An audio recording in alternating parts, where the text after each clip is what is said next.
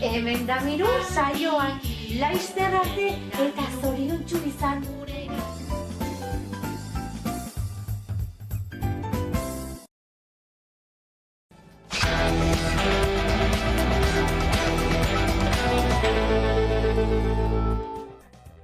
Langile bat hilda eta beste bat zauritu da Garezko upategi batean.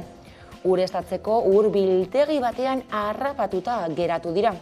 Foruzainek ikerketa bat abiatu dute ezbeharra zer nola gertatu den argitzeko. Duela astebete gainera beste langile bat zauritu zen Garezen, aldamio batetik erorita eta ostegunean hil zen. Joan den astean ere ostiralean langile bat hilda bihotzekoak jota Bermeon eta gaur eman dute horren berri. Urteko 11. heriotza ez traumatikoa izan da laben arabera.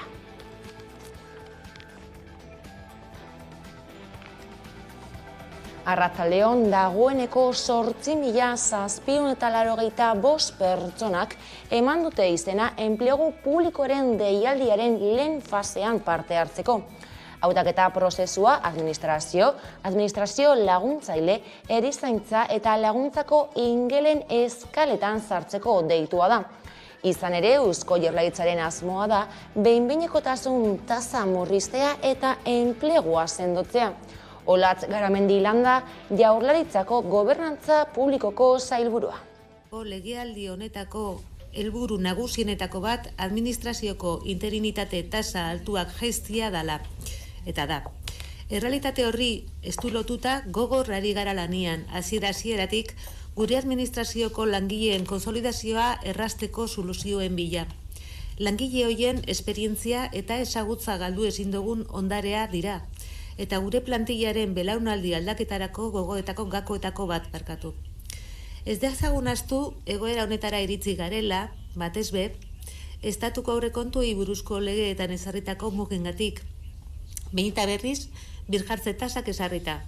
Horrek asko zaildu du enplegu publikoko eskaintzak eta deialdiak planifikatu eta gauzatu ahal izatea.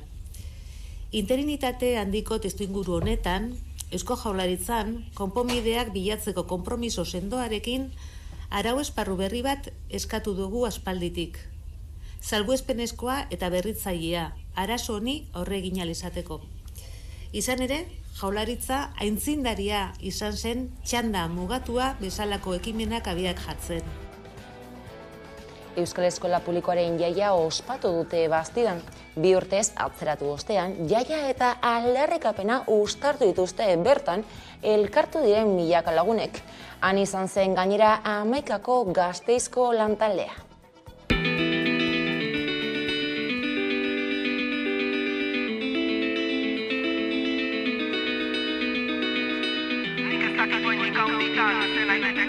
Baina ikusiko nuke guztatik Euskal Eskola Publikotik datorren edo zein hiritar lehendakari.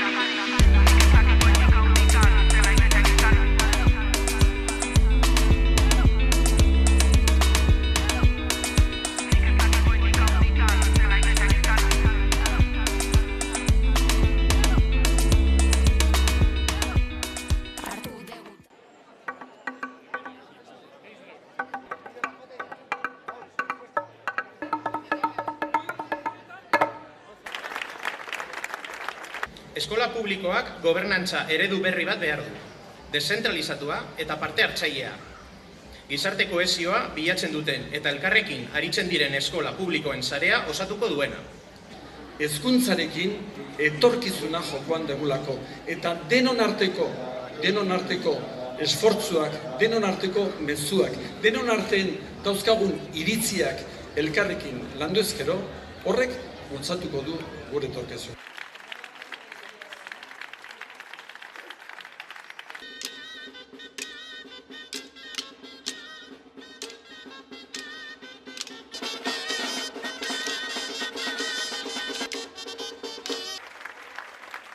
Zer egingo duzu, zertara etorri zarete? Ondo pasatzera. Batez ere umetxoentzako jaia da, eta lehenik eta behin hemen pirritx eta porrotx ikusiko ditugu. Egon gara jolasten Diana batekin hor, eta joku asko gehiago. Normalean jaia guztietara joaten gara, baina aurten berezia da, 2 urte egon gara itxaroten, jai ospatzeko.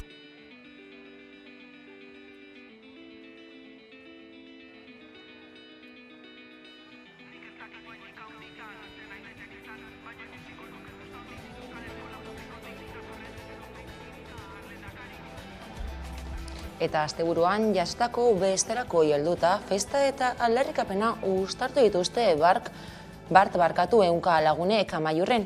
Hain zuzen ere, Amaiurko bataiaren 500. urteurrena gogoratzeko ekitaldia egin dute Nafarroa berriz altza dinamikak antolatuta.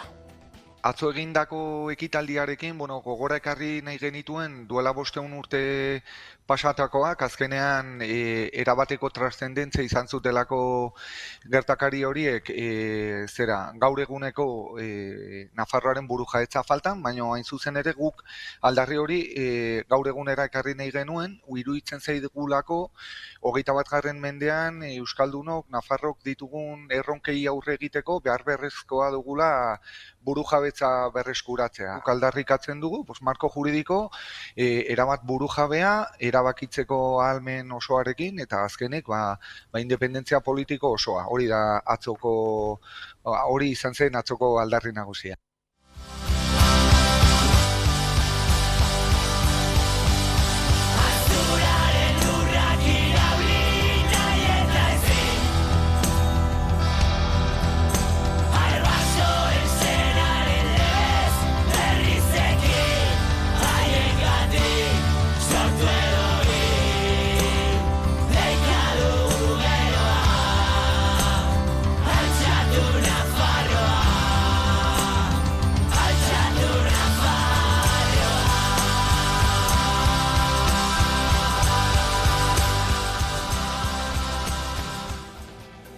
Asteburuan jasotakoekin jarraiki 7 gazteren aurkako epaiketa salatu du Ernaik deitutako manifestazioan Bilbon.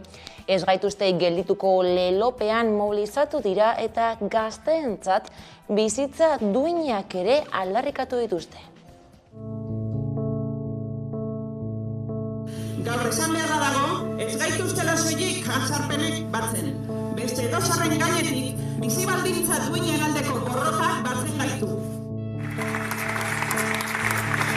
Eta azkenik, gure ezkerrik, sentikorrenak azken aste hauetan paretak marrazten eta kaleak astintzen aritu zareten gazte guztiei, gazte borrokak merezi duelako.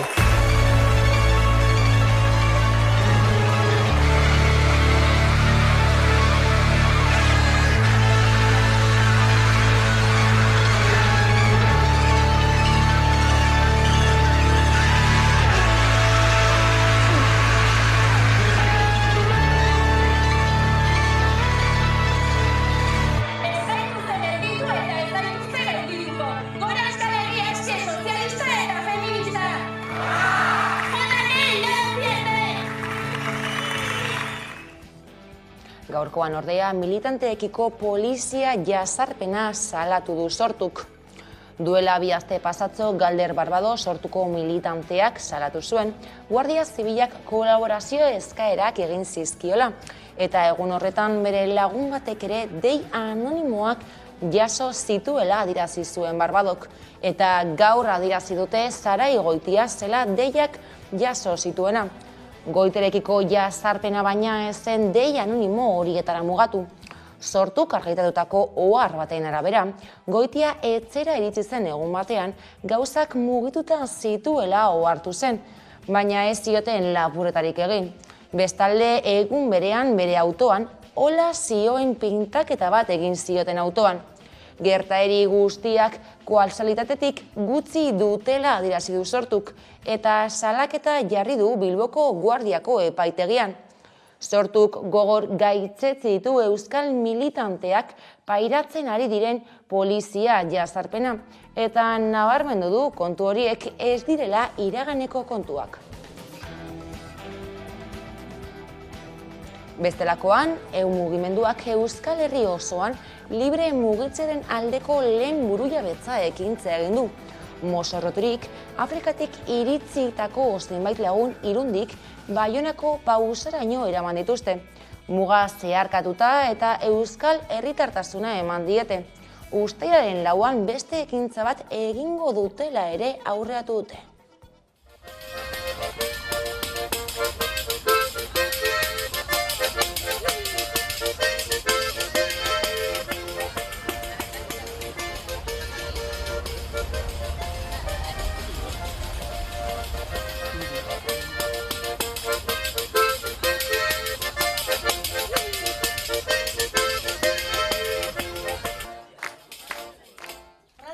Erabaki du Afrikatik datozen lagunak ezin direla Euskal Herrian zehar libre ibili.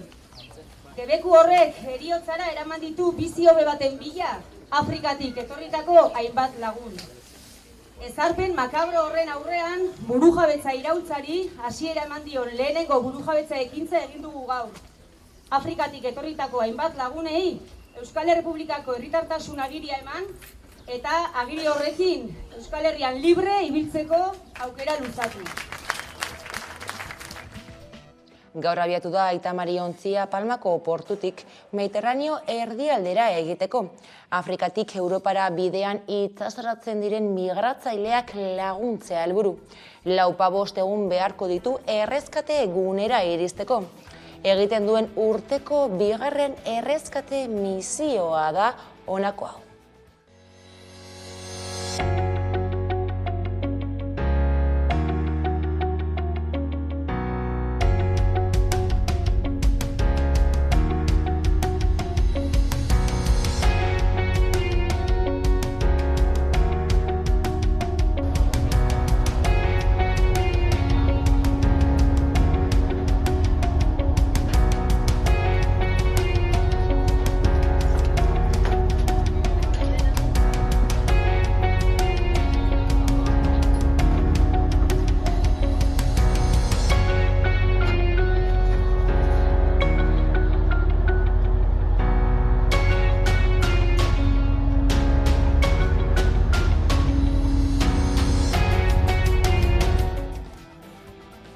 Aurtengo lehen hiruhilekoan 292 etxegabe izan dira Hego Euskal Herrian.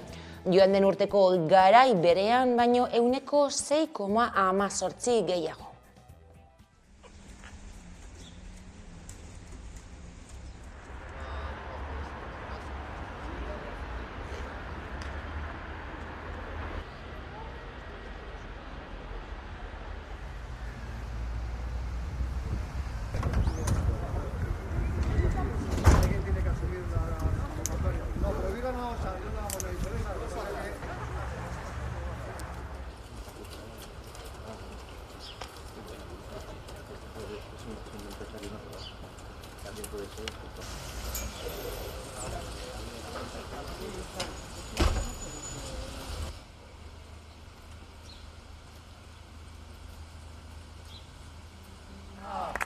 Etxebizitza, eskubidea, etxebizitza, eskubidea,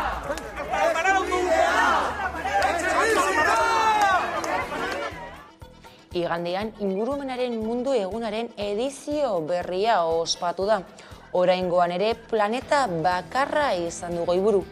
Planeta gure etxe bakarra dela eta gizadiaren erantzunkizuna dela ohartarazteko. Udane Armio. Ingurumenaren munduko eguna ingurumenaren divulgaziorako munduko plataformarik handiena da. Eta 1973tik mundu osoan milioika pertsonek ospatzen dute ekainaren 5ean. Urtero herrialde ezberdin baten babesten du, eta 2022ko anfitrioia eta antolatzailea Suedia izan da. Planeta bakarra leloa izan da urtengo ingurumen eguneko kanpaina, eta hiru krisiren inguruan kontzientziatzea zuen helburu, klimaren berotzea, habitataren galera eta kutsadura. Testu inguru honetan erakundek bat egin duten nazioarteko egunarekin.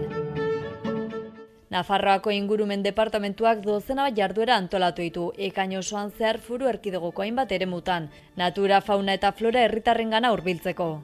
Jaurlaritza berriz datozen urteetan Araban, Bizkaian eta Gipuzkoan martxan jarriko diren jasangarritasun politikak definitzeko prozesuan sartuta dago. Herri bezala funtsezkoa dugulako garapen jasangarri bat sustatzea eta indartzea. Jaurlaritza 2030 urterako ingurumen esparru programa diseinatzen ari da arlo askotako 40 adituren laguntzarekin. Ildo horretan Arantxa Tapia ingurumen sailburuak lanketa prozesu horren behin-behineko ondorien berri eman du. Bi helburu nagusi ezarritu Jaurlaritzak datozen hamarkadetarako.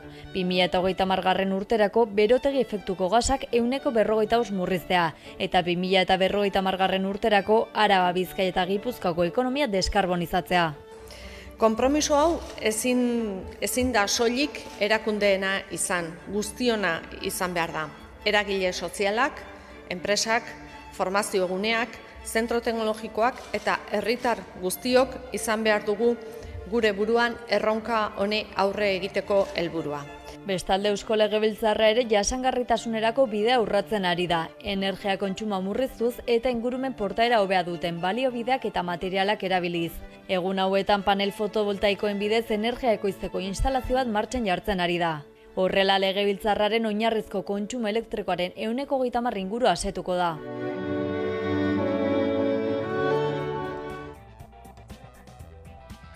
Zaldibarko zabortegian desagertutako 2 pertsonak erreskatatzeko eta zabortegia ixteko lanetan jarri duen dirua eskatu dio Jaurlaritzak Berte Recycling enpresari.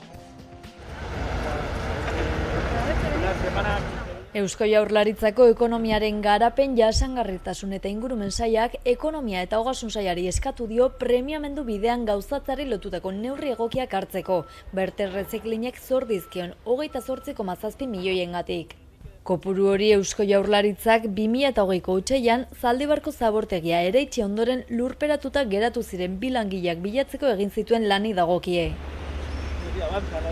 Arantxa Tapia sailburuak berretsi duenez, Eusko Jaurlaritzak erabaki guztiak hartuko ditu eta bere esku dagoen guztia egingo du baliabide ekonomiko garrantzitsuak berreskuratzeko.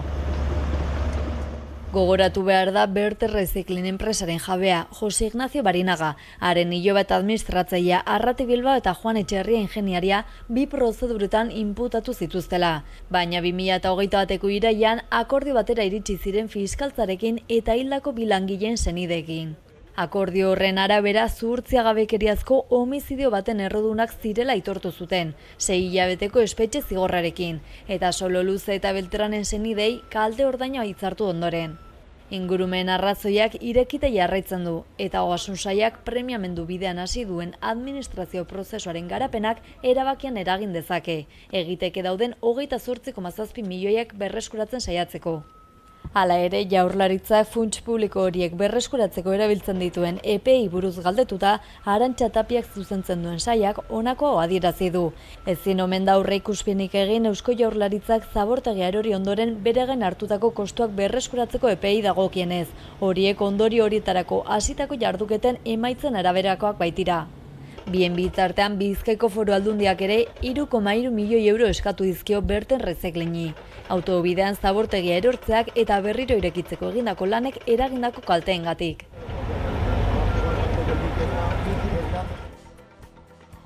Iñigo Urkullu Eusko Jaurlaritzako lehendakariak jakinarazi duenez, Leukako gobernua justizia errestauratiboa indartuko duen estrategia bat prestatzen ari da. Estrategia horren bidez, gatazkak konpontzeko kultura berri bat sortzen lagundu nahi dugu. Kultura berri bat pertsonei eta gizartei beren harremanetan egindako kaltea konpontzeko eta sendatzeko. Biktimen leheneratze integralean arreta jarriko duen kultura, biktimarioa eraldatzen lagunduko duena, baita komunitatearen parte hartzea eta inplikazioa bultzatuko duena ere. Kultura berri bat, bizikidetza eta bakea sustraitzeko eta sustatzeko. Laburmetrai eta bideoklipen kaostika jaialdiaren 20. edizioa gaur hasi da Bilborroken eta igandera bitartean egitarau zabalaz gozatzeko aukera egongo da. Asier Abio kaostika jaialdiko antolatzailea. Esan bezala, astelenetik gaur bertan hasita igandera arte egongo gara Bilborrok aretoan, arratsaldero, eta batez bekaro guk laburmetraiak ipintzen dugu guztira 76 lan egongo dira ikusgai, eta horretaz gain topaketak, masterclass batzuk, kontzertuak, musika eta denetarik eguko dugu, inor ez da espertuko ederto pasako dugu bai. 578 lan hartu dugu, eta bai mundu guztitik datoz, 5 kontinente guztietatik, eta esan behar dabe bai, aukerak eta lana ez da bakarraza, hilabete batzuk lehenago hasten gara lan guztiak begiratzen, sailkatzen, puntuatzen, eta lana da, lan taldearentzako, lan talde bat horren atzen, claro, eta lana da, baina pozik egiten dugu, zinea maite dugu lehenengo eta behin, eta bai gure publikoa maite dugu, eta orduan gure publikoari alik eta produkturik onena emoten alagintzen. Joseba Sarrinandia Euskaltzaindiara itzuli zen ostiralean. Akademiak Euskaltzain urgazle izendatu zutenetik 30 urte igaro direnean. Aurten berriz, Miren Agur Meabe idazlea izendatu dute Euskaltzain. Ikusten dut, geu garela, euskerari arnasa eman behar diogonak erabileraren bitartez. Ze egoeratan ikusten dut ni gaur egun euskara, alde batetik ikusten dut sormen mailan oso egoera osasungarrian dagoela, sorkuntza aldetik, bai literaturan, bai musikan, eta bai beste esparru batzuetan zabal eta naro eta indartzu dabilelako, baina gero gizarte mailan euskal komunitatea ez den horren partetik ikusten dut oso egoera zaurgarrian dagoela. Egoera zaurgarrian. Deskuidatzen bagara, gaur egun garen biztanleriaren erabiltzaileen eren hori ere murriztuz joango da. Azken astean, Errusiak gaza moztu dio Zel energia enpresa banatzaile Alemaniarari. Errublotan ordaintzeko agindua ez betetzeagatik. Erabaki horren ondotik etorri da Alemaniako barne ministroak egindako gomendioa. Aste batzuterako elikagaiak biltzea esaterako. Hitzaldi baten aukeraren aurrean. Ane Irazabal, Berlin. Ohartarazpena ez da gauza berri bat hemen Alemanian, kontuan izan behar da, zerbitzu zibilak duela hainbat gomendio ateratzen dituela hondamendi edo katastrofeen aurrean nola jokatu jakiteko. Zerbitzu zibilak atera zuen ohartarazpen hau duela hilabete, beharrezko gauzak, azukrea, ura, kafea, kontserbak horiek dira eskatzen dituztenak.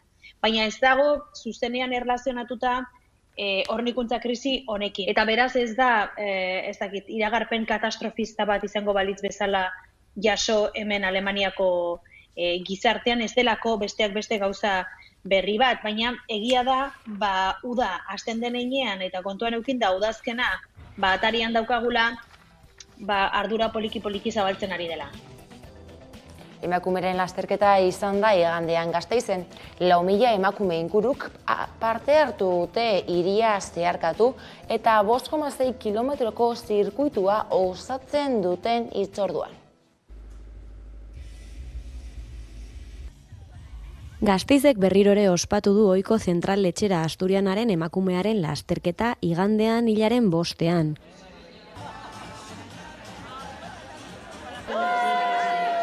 De Central Lechera Asturiana, nuestra vaca de Central Lechera Asturiana también. Urteroko ibilbidea ere berreskuratu dute eta hiria zeharkatu dute Mendizabalako aparkalekutik hasita 5,6 kilometroko zirkuituan.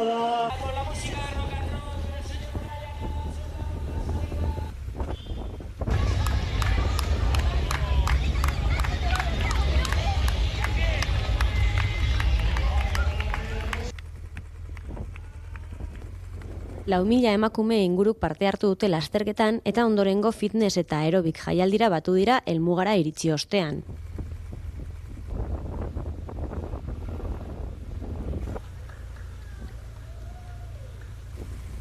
Emakume guztiek 0,6 zenbakia zeramaten dortsalean, indarkeria matxistaren biktimen telefonoari erreferentzia eginez.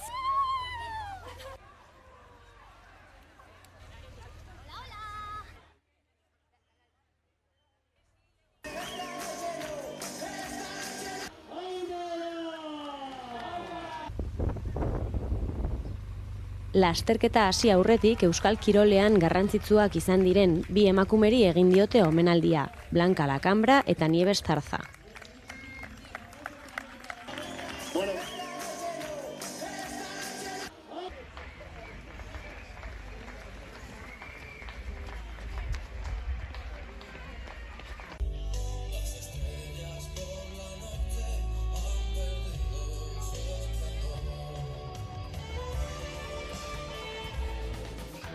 Eibarrek aurtengoz agure esan dio futboleko lehen mailan jokatzeko ametsari.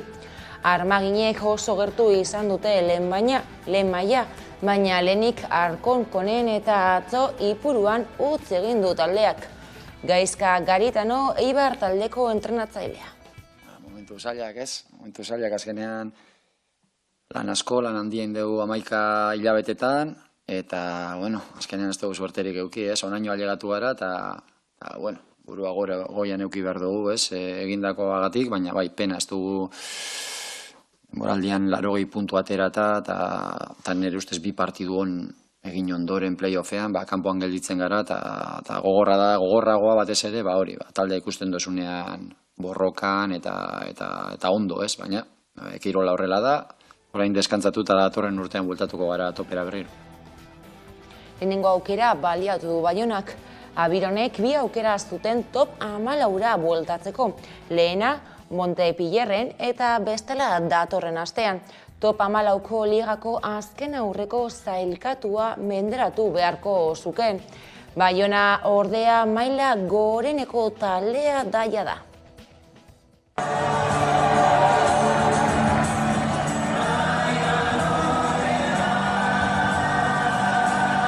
Attention, les champions de France 2022, le premier lieu, l'Aviron Bayonnais.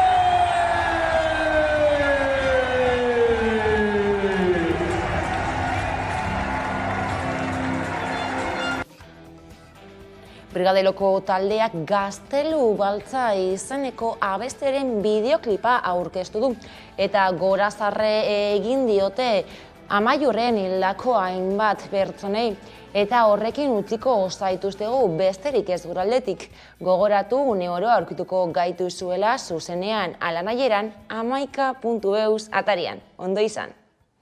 Amaiur Gaztelu Baltzori, Amaiur Gaztelu Baltzori, berreun gudari oro sumin, zaintzen zaitu ben, zaldun onak, Navarraldez eginda bezin, berreun gudarik, Gaztelu